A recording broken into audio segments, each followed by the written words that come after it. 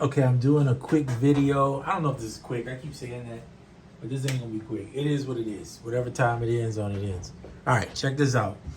I talked about it in the last video, but this video is gonna focus more on some of the things that I do in the Ableton Live to speed up my workflow or to help me kind of be better at using Ableton. And the first thing is this right here. See if I can zoom in a little bit and drop this camera down. Right here. Amazon, check them out. Look for the little layovers for Ableton Live. That's a must-have, in my opinion, when you're first starting out, till you get used to it. Learn certain key commands that you're going to use a lot, especially Command Z, which is to undo things. Command J to join or consolidate, I should say. Command A to select all. Command U to quantize if you need that.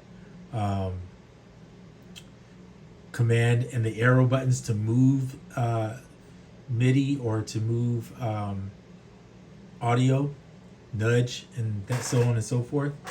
And then you also get into like things like when you want to transpose. I don't use the transposing as much, but occasionally I need it. I'll use it. We'll talk about more of that later. But I just wanted to say this video, otherwise I'll sit there and keep talking about the same thing. All right. So what else do I use or do I like to do? I think the first thing I like to do is set up a template. A template is, to me, vital. By the way, I use tab. I'll talk about the shortcuts. You'll see in this corner, the two to jump between are right here, right? The screens. Majority of the time, because I'm not looping, or this is more like when you're looping, you can use it for your mixing purposes and all that. But I don't use that screen that much. I stay in one screen, which I like a lot because it makes my workflow a lot faster and easier. I'm gonna try to adjust this camera a little bit. There we go. Hopefully that's a little bit better. Okay. So depending on what I feel like doing, and this is why I set this up, you'll see I have 4 kick, snare, hat, percussion. This is audio, kick, snare, hat, and percussion. And up top I have kick, snare, hat, percussion for the MIDI. So sometimes I get in and you'll see my drum racks are over here. I might want to just use the MIDI drums, which is fine. Whatever I want to do, I'll do it.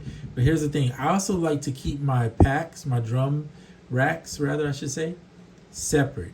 So instead of having everything on one, I'll have the kicks for this pack on one, the hats, open hats on one, the percussion on one, and maybe the snares and claps on one, right? So I have individually, they're already separated.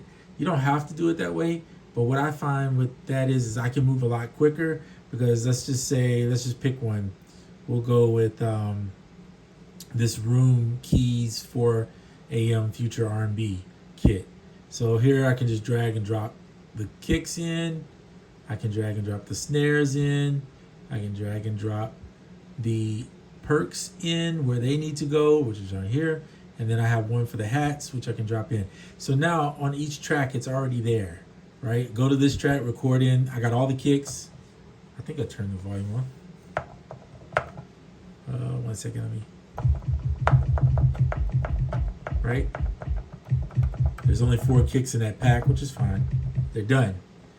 I also have, if you notice right here, Valhalla, which is my reverb. I use a little drum air reverb on there, just about 10%. Sometimes I'll change it if I want the sound to be have a little more reverb, but that's already set in place, right?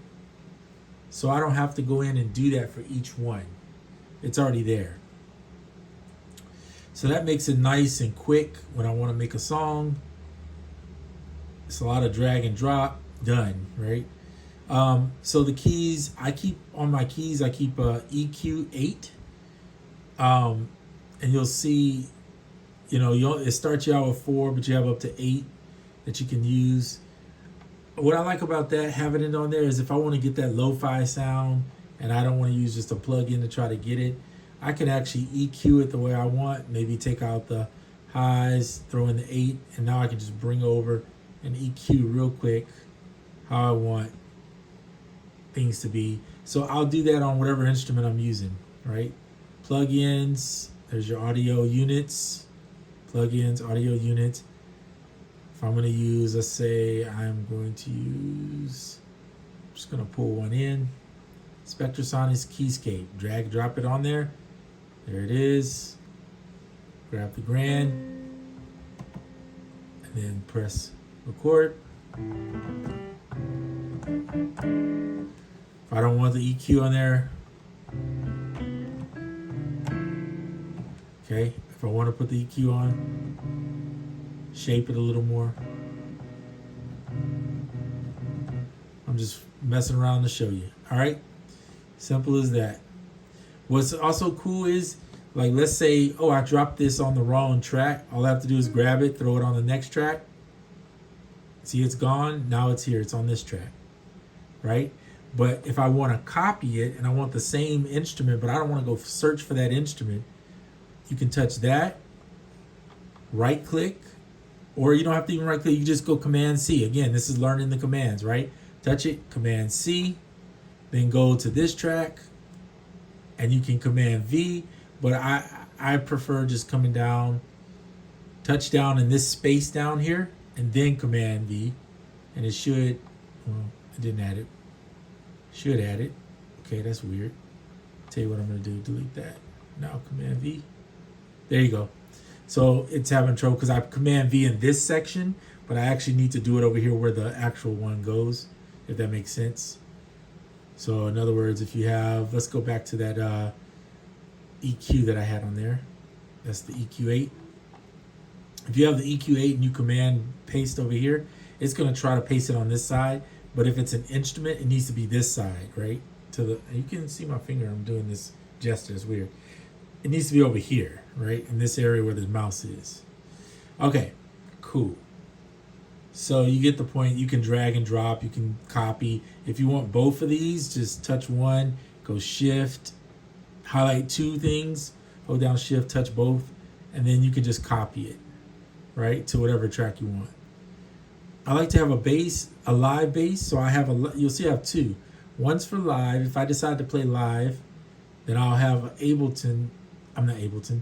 I'll have IK Multimedia's Amplitude, where I have a Fender Bassman bass amp, basically, that I run my bass guitar through. So I can use that, or I can go straight in. I prefer to have that. I think it gives it a little, adds a little something to it. But if I'm not using this, then you'll see sometimes I'll just go and delete that track and I'll just use Trillion, right? Use whatever bass apps you have or whatever you have. I'm just showing you what I'll use. Okay. That's if I just want to do MIDI for it.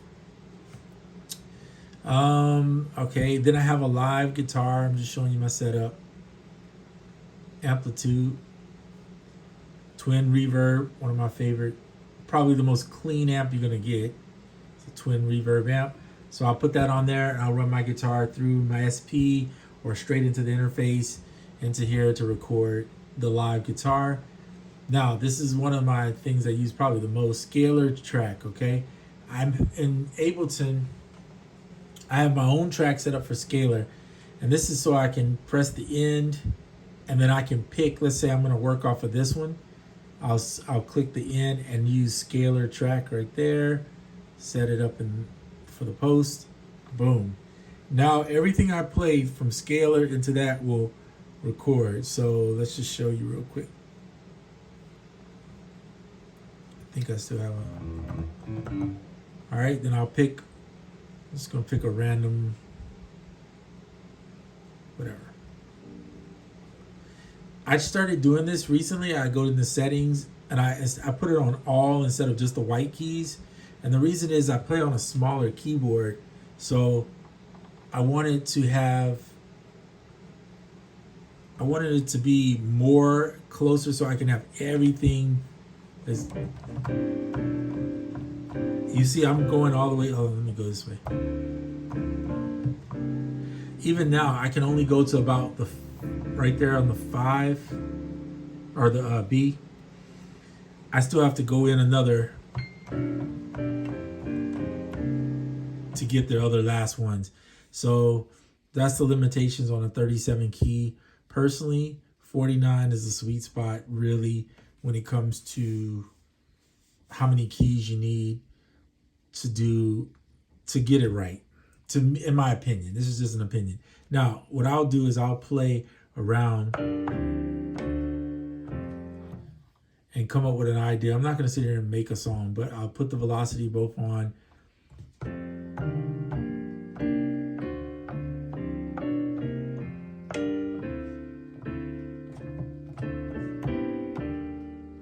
And come up with a nice verse or whatever I'm going to do. So that's generally, I'm just showing you. I mean, every time I do it, it's a little different. Just depends on what but I'll just show you. That's kind of what I do with scalar. And then I might even use it sometimes to do the bass. So sometimes I'll go in and turn the humanize off, turn this off, key lock it.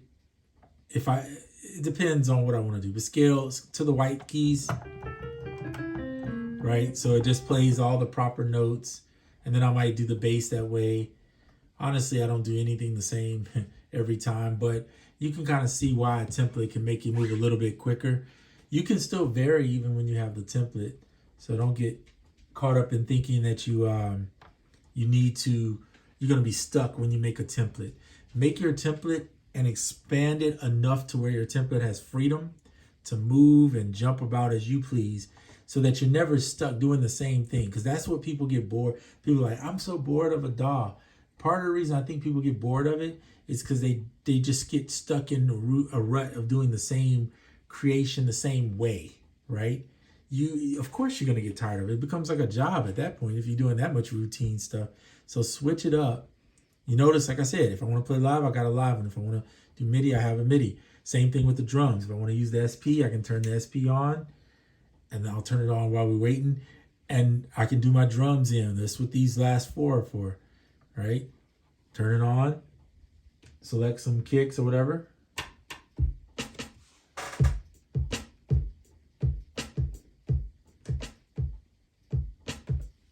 Okay, whatever, record that in. I'm just doing something really simple to show you I can really quickly record something in. In fact, I did all that in the last video, so I'm not going to sit here and do that for you right now. Set up your returns and your bus effects and all that jazz. So what I do is I have one set for the drums. I have a drum bus, and I'll show you. I'll click on it. I usually keep Lifeline expands on with a bus parallel compression. However, one of my new things that I've been doing for character purposes, that's what I call it, is I like this Aberrant DSP, the sketch cassette. And I'll put, well, if I drag it right, I'll drop that in. And I'll use like a little saturation, like a tube, to make it sound like a tube, right? Gives it a little warmth. Hit the tab button, go over, and you'll see. So here I have this A set all the way to on the master, all the way up for the send. And then I'm just sliding over. Here's the track. So I'll put it in like so, or I might even adjust it. I'm just going to show you real quick. Like that. Tab back. You got to turn it on auto so you hear what it sounds like.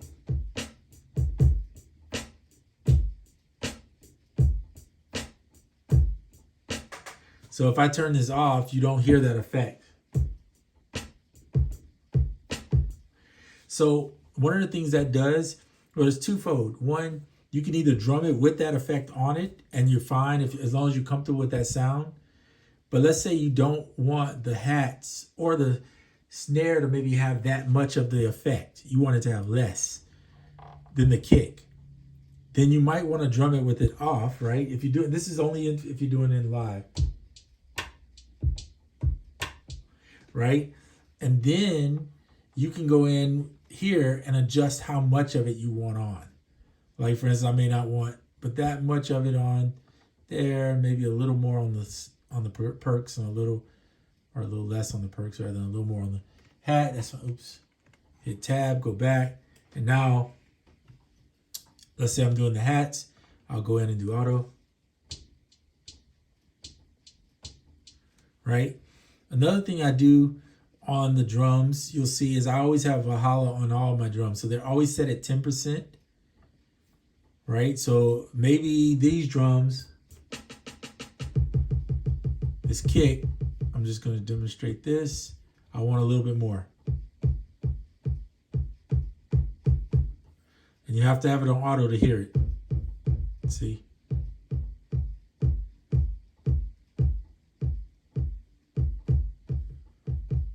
I don't know. Or maybe you want it on the snare, so put the snare on. Make sure it's on auto, because if it's on off, you won't hear it.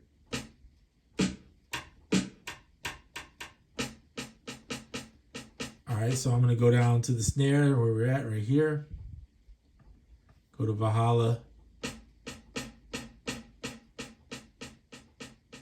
Gives it a little air to make it sound.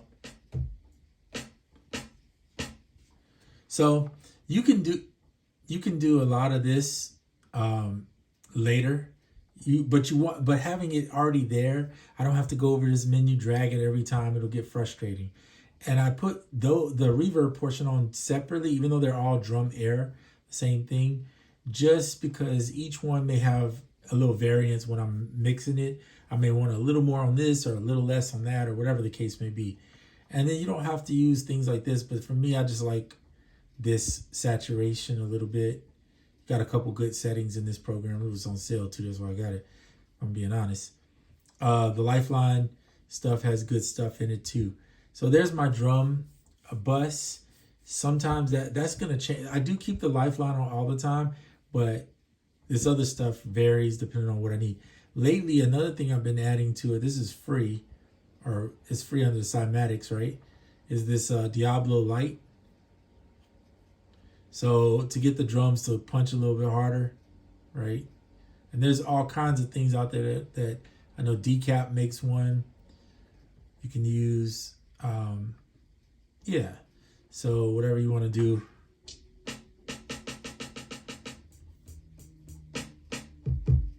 To make it punch. Whatever drums you make. I'm just showing you my little setup. This is going on after 17 minutes.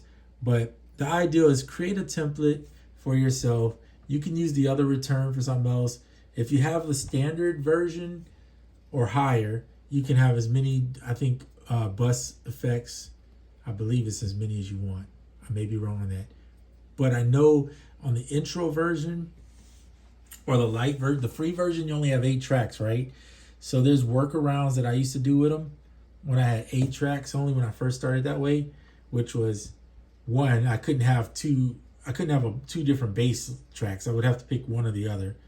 The other one was the scalar track would eventually get deleted because I couldn't keep it on, right? I put it in, use it to create whatever I'm going to do, and then get rid of it.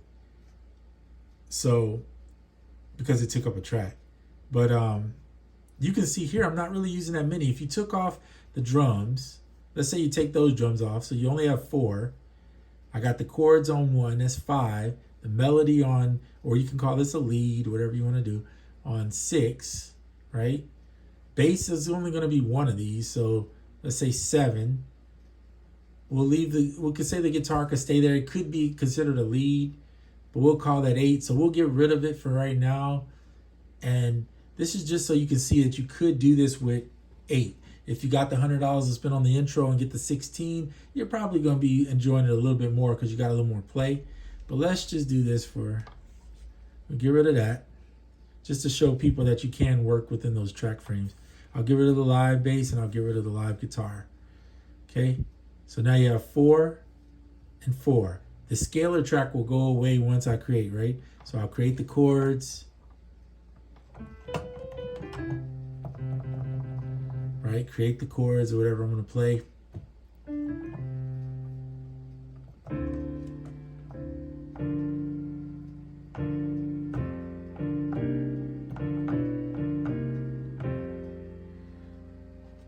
So there you have it, boom. Create your chords. I didn't record it, but I'm just showing you. Create your melody or a lead. Create your bass. So now you're sitting at 7. Let's say you didn't have any perks. That's another trick. You can put the perks and the hats if you have to on the same line to save one space. Bring back in maybe you want 2 leads and you want your chords on the track. So do that, add your chords. Then you're still sitting at 8. Get rid of the scalar track when you finish adding your chords and your bass and all that jazz, right? And so there you go. So you can manage it with 8. It is a little bit harder. 16 is decent. Actually, 16 is really good. as you can see, even if I go back and put all those tracks, I think I can do this. Yeah. Command Z, by the way. It's your friend, right? Pulled all my tracks back in. All right. If you look at it, I mean, right now, and this is, mind you, this is not necessary, but let's just take these off because we wouldn't technically have that. But 1, 2, and you wouldn't have both of these. 1, 2, 3, 4, 5, right? Plus the 4 tracks for your drums. So you're looking at 9 tracks, if I'm honest. You can have 9 tracks, and one of those is the scalar track. So if you had 16, you really got enough tracks for most songs. I mean, I have 14 tracks here, and a lot of this is extra. So you can see how easily you could do it and be good. I could have done it with 16, but there was a few other features that I wanted, so that's why I got the standard, by the way. All right, moving on. So the whole point of this video, after me rambling for the last 2-3 minutes, is create a template. Make sure you create a template. That's going to save you the time and make Ableton so much easier. You can come in with no plan and start, but that sometimes can be not as less inspiring. I think it's just more of the line of, where do I need to start? You might get discouraged from it. If you come in and, hey, I got to do some drums. Hey, I got to make some chords. Or in one of the cases, I love this. Is setting up a MIDI track and putting in, you don't have to use this. But I like Serato. Like if I'm going to sample in Ableton, I'll either use Serato or, well, Koala. The only way you can use Koala is in the beta version. It hasn't come out yet, by the way. But yeah, so if I'm going to use Serato, I want to sample. I have a folder where I keep like just random one-off samples, drop them in, and now I can start sampling.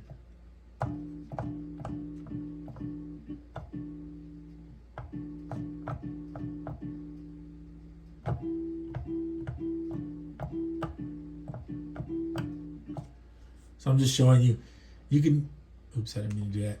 You can use something like Serato, could be on your actual, could be on your template. That's what I'm trying to say. It can be on your template as part of your workflow if that's what you do, right? Like maybe you're not the kind of person who uses scalar. You don't come in and build chords. You start from loops, or you start from a perk. You want to bring a perk in. So set yourself up with with audio tracks and bring in perks. And that's a beauty of Ableton. I will say I love it so much. It's so easy just to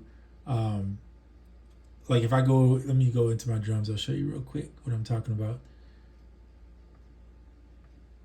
I'm just going to bring in some R&B, a drum loop.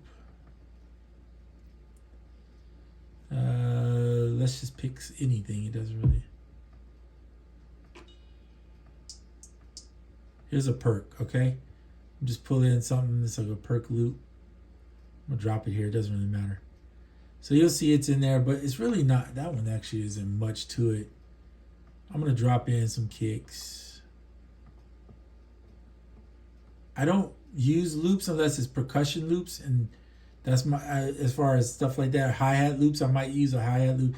Very rare, but occasionally. Oh, Command L. So whatever you have highlighted, if you go Command L, you see this loop up here? It'll give you it'll put the loop, and this needs to be on to make sure it loops.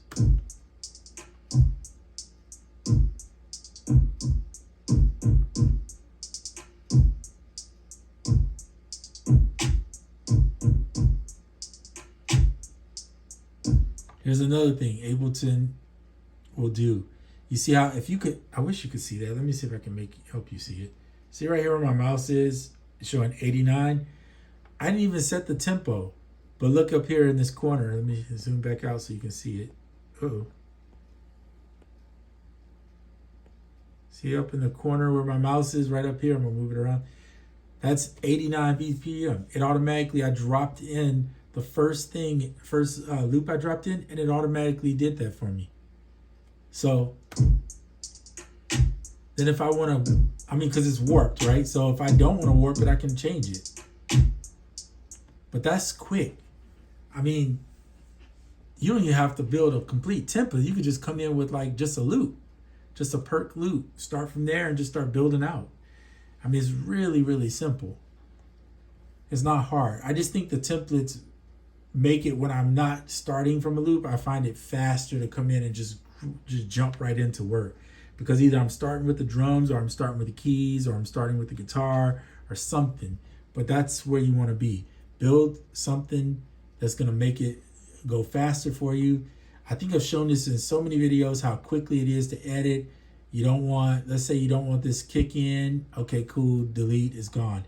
They automatically, Ableton will automatically add a fade on the end of everything for you. So you don't have to worry about that clipping at the end, right? It fades it for you. You made a mistake, Command Z, because I messed up there twice, and there it is, it's back, okay? And I just pulled out the snare, but that doesn't mean anything. I can just throw it back in if I have to. Okay, put the snare back in where it goes. So it's just that easy. That's what I like about it. That's where how I do my templates. You can do your templates however. I think it's just, yeah, it's just pretty incredible. So that's the end of this video. Drop the questions in the bottom if you have any in the comment section, and hopefully you benefited in some way from this video. I like videos where I just keep it real with you, and I'm trying to do that in every video really, because it's just about, you know, seeing what you can benefit from. Try out the free version if you have a Mac, or if you have a I think it works on PC, right? That's another good thing. It's cross platforms, and you can use it on PC, use it on Mac. And try out the light version where you have 8 tracks, and it may require initially you putting all your drums on one track, if that's the case. But do that for a little bit till you get used to it. Try out those things, and just see where you go from there. You'll be surprised of what you can create. All right, that's it for this one. I'm out.